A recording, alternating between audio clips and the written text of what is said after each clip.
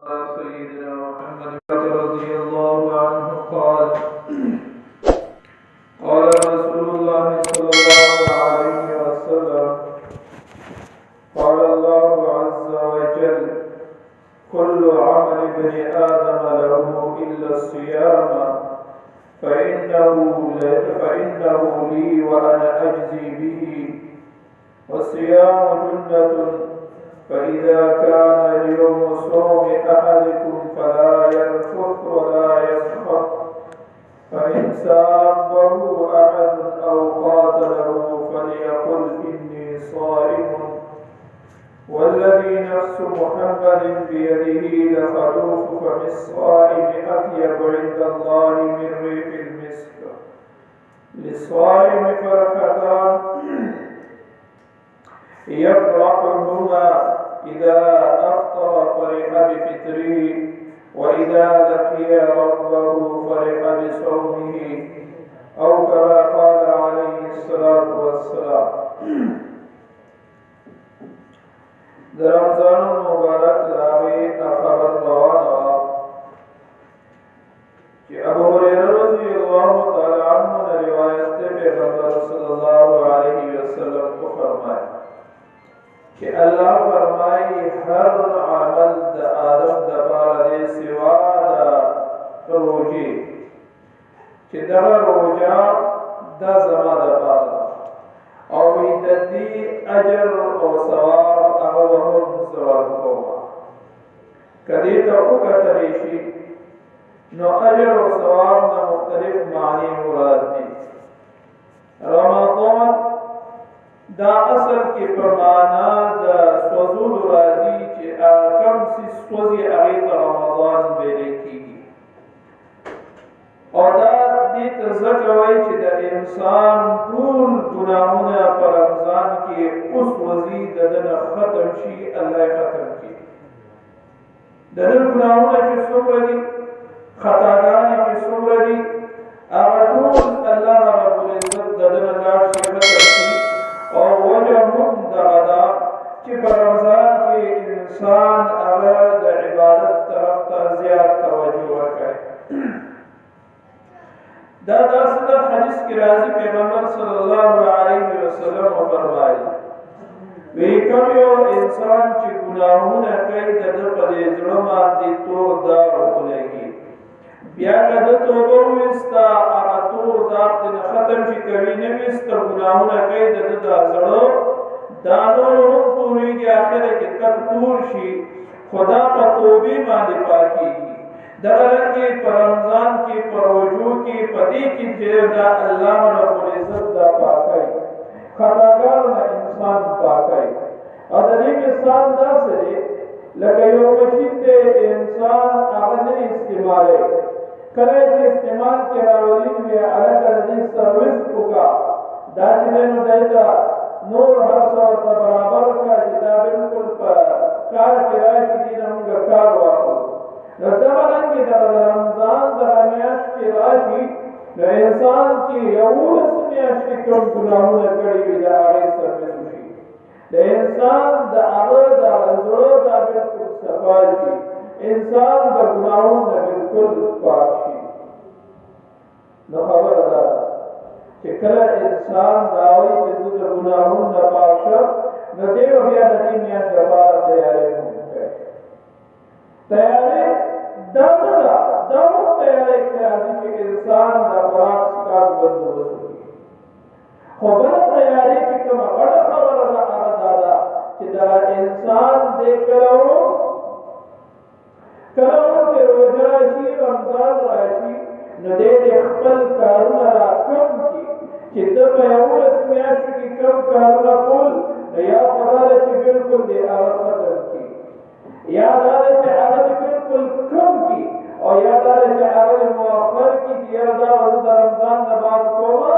رمضان دا اللہ منی اشتا و رمضان کے بچیدے نزل صرف اور صرف عبادت بکوما اور الحمدللہ تاسو ہو رہے خلق پر رمضان کے لئے بھی عبادت نہ کرے نوافل کئی منزو نہ کئی کم خلق چدا سی چې په کال کې هغې منځونه ته نه راځي د رمضان د برکته تراویح ته راشي په ختم کې شریک کېږي دا وجه څه ده د ده عبادت ته زړه کېږي خو اصل خبره دا نه ده خبره دا ده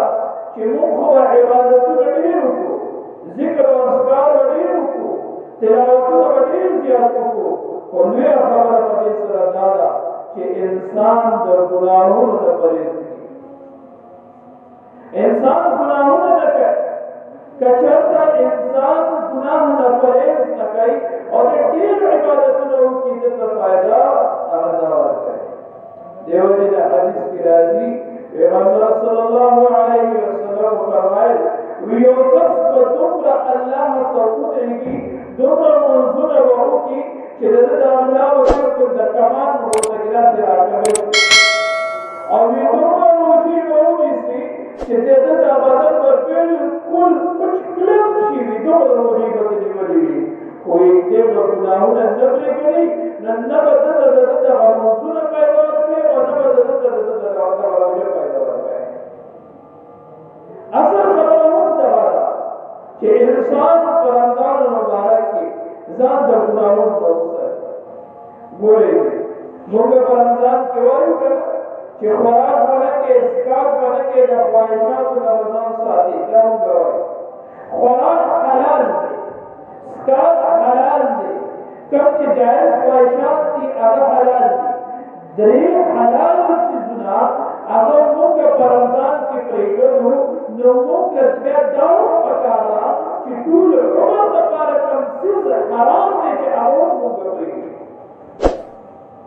دروغ ویل عمري حرام صرف رمضان کې نه عمري حرام سود اخیستل رشوت اخیستل نور ډېر ګناهونه داسې دي چې هغه عمري حرام دي نو چې عمري حرام دي همیشه دپاره حرام دي نو چې هغه موږ نه پرېږدو نو بیا موږ ته دا روژه دا هېڅ فایده نه راکوي دا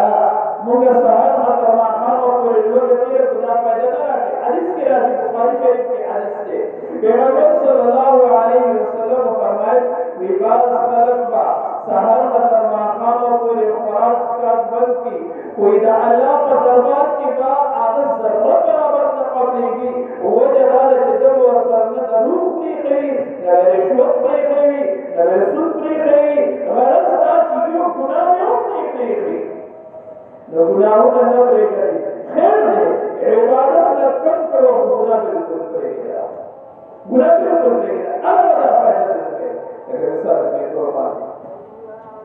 یو کس چې دی نو هغه په کمره کې ایر کنډیشن ولاړی ایر کنډیشن یې کمره کې لګولی دی او بیا دی ویل یاره دا کړکۍ وښکلو کړه یاره دا دروازه وښکلو کړه او بیا اکثر وخت دی ویل یاره دا خو فایده نه راکوي ګڼه فایده نه راکوي نو څنګه به فایده ورکړي تا په کمره کې اے سی لګولی دی خو تا دروازې او کړکۍ دې کلوم پرېښي دي نو فایده خو نه راکوي او عقلمند چې وي نو هغه ټول ورته چې عقلمند دا چې ته وګوره دا کړکۍ او دروازې کلوم پرېښي څنګه به دله فایده راکړي څنګه به کړلی زه ورته روژه نیسو او بیا موږ دا وایو چې یاره دا به موږ ته فایده راکوي حالانکې زه موبایل نه پرېږدم زما په موبایل کې بدنظري او ما باندې روانه ده دروغ نه پرېږدم د دروغو قسمونه په بازار کې زما ما باندې روان دي سود نه پرېږدي رشوت نه پرېږدي د جهان ګناهونه داسې دي غیبتونه دي دا نه پرېږدي چې کله دغه ګناهونه ته نه پرېږدې او بیا دې پسې ته داسې روان یې نو دا تا ته بلکل فایده نه درکوي که روژه ته وایې چې ما ته به فایده راکوي نو هله به فایده درکوي چې کله ته ورسره ګناهونه هم پرېږدې او بیا به څومره فایده درکوي ګوره موږ چې یو صدقه کوو نو بعض اوقات الله وایي یو په 10 بدلېږي بعض اوقات وایي یو په اویا بدلېږي بعض اوقات وایي یو په 900 بدلېږي دلته الله د روژې څه وایي وایي کله چې ته داسې روژه ونیسې ستا نیک اعمال روان دي تلاوتونه روان دي ګناهونه ځان ساتي نو الله رب العزت وایي فإنه لي وأنا أجزي به وی دا زما دپاره ده او وی د دې جزا هغه به زه درکومه د دې بدله به زه درکوم اوس چې الله وایي زه په خپله د هغې بدله درکوم او چې حساب یې نه دی درکولی نو څومره بدله به الله ورکوي نو خبره دا ده چې مونږ روژې نیسو نو روژې سره سره چې دی نو مونږ الله رب العزت دې ته ټول راضي وګرځي